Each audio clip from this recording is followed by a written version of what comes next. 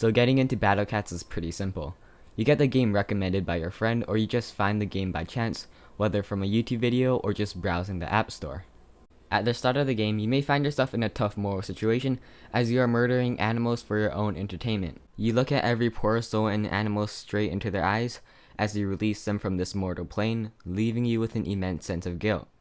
Luckily, you get some XP and forget about it a minute later and move on to do the same to other animals. After you progress a bit more, you reach the gacha stage of the game. Your friends or the guides that you will see on YouTube will tell you not to roll your rare ticket yet. This is because you want to wait for events like Uberfest or Epicfest for a higher drop rate of Ubers. You maintain your itchy fingers for at least a couple of seconds before giving in. Your excitement lasts for only a mere moment, and immediately after, you start to regret your life choices and wonder why you still exist on this planet if you can't follow a single instruction from others. When you recover from your existential crisis, you can now move on and use your 30 cat food discount. After searching up a couple of tutorials, you are able to see how to beat Empire of Cats, the first part of the game. You gain the knowledge of meat shielding, which is sacrificing weak cats to help your more powerful ones, otherwise known as America. While you might feel a bit bad from letting all of your cats die, your cat's cries for help slowly fade away with the XP you've gained and the catamins you've drank. Even after you gain your knowledge of meat shielding, you encounter yet another roadblock: treasures. While your technique may be spotless, your raw stats may just not be enough to beat levels. This is when most players start quitting the game and filters out the weak from the strong. The weak can leave and can go find a new hobby, go outside and make new friends, while the real winners sit down and play a mobile game for the rest of the day. Each chapter of Empire of Cats you beat awards you with a new cat. Chapter 1 gives you Monaco, and just like her singing, her stats are terrible. Chapter 2 is a bit better as Valkyrie is pretty hot. Unfortunately, her stats are hot garbage as well. Chapter 3 is where you get a pretty important cat, Bahamut Cat.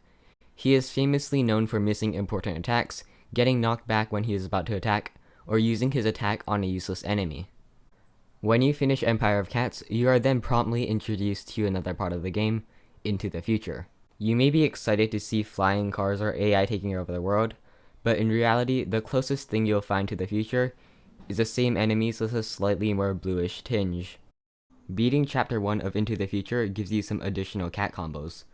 You've probably never used a single cat combo before, and at this point it's about the same as giving a baby a calculus equation.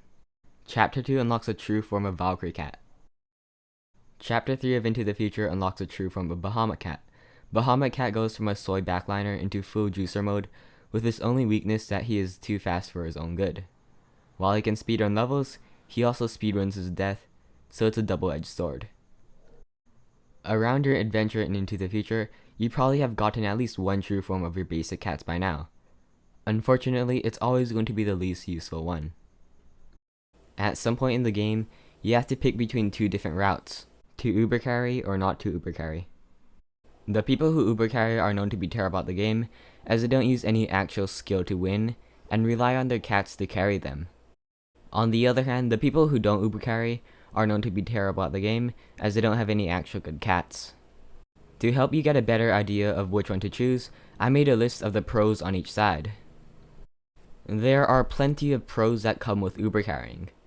The thrill of getting a good Uber, having fun, messing around with cool cats, flexing your Ubers, beating levels easier, and just progressing faster in general. While Uber carrying may seem like the obvious choice for you, not Uber carrying is pretty tempting as well. You gain a moral and superior sense of intelligence while looking down in contempt at the people who Uber carry. While a tear is slowly sliding down your face as you wish you were as lucky as them, you tell yourself over and over again that they just aren't as good as you. At this point, there is no going back.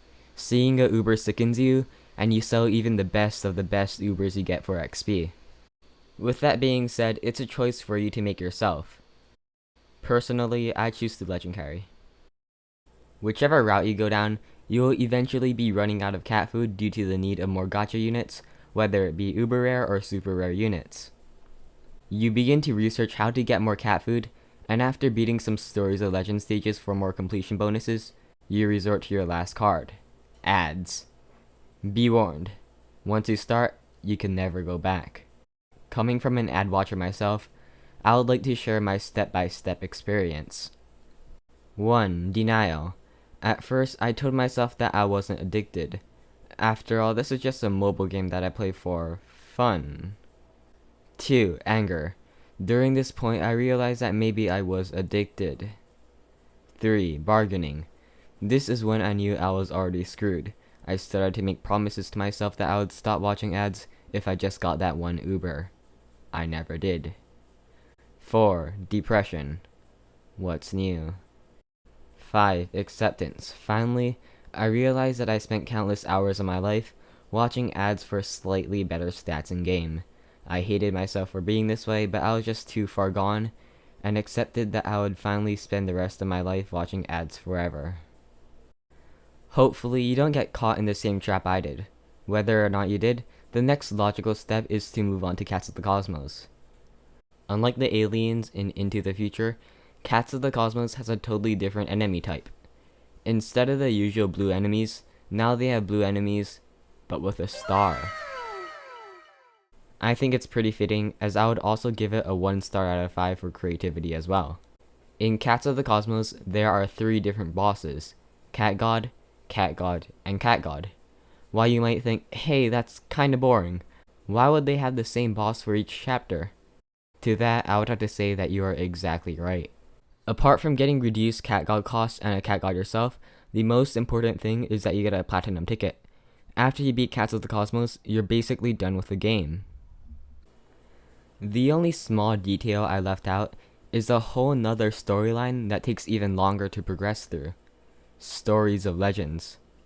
By the time you finish Cats of the Cosmos, you should have progressed pretty far in Stories of Legends already, if not completed it. You obtained and beat Ururun Wolf, Mina, and Musashi.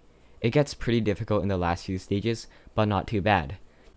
The last stage is a boss fight against Mecha Bunbun, and after you beat that, you are finally done with Stories of Legends. But wait a minute, what's this? Uncanny Legends? If you thought Stories of Legends were hard, let me introduce you to Uncanny Legends. Unlike the easy start at Stories of Legends, Uncanny Legends makes it very clear that you aren't here to have fun. Only suffering and despair exists beyond these levels. So basically real life. Everything that you thought was easy now turns on you in an instant. Squirrels? Vicious animals that will tear apart your cats. The face? Kills you with its bad breath alone. Rhino? A million times more tankier. So what I'm trying to say here is that you go from your typical American habitat and replace it with Australia. And that's basically Battle Cats. While I wonder why I still play this game anymore and what it does for me apart from mindless entertainment, I came to a conclusion.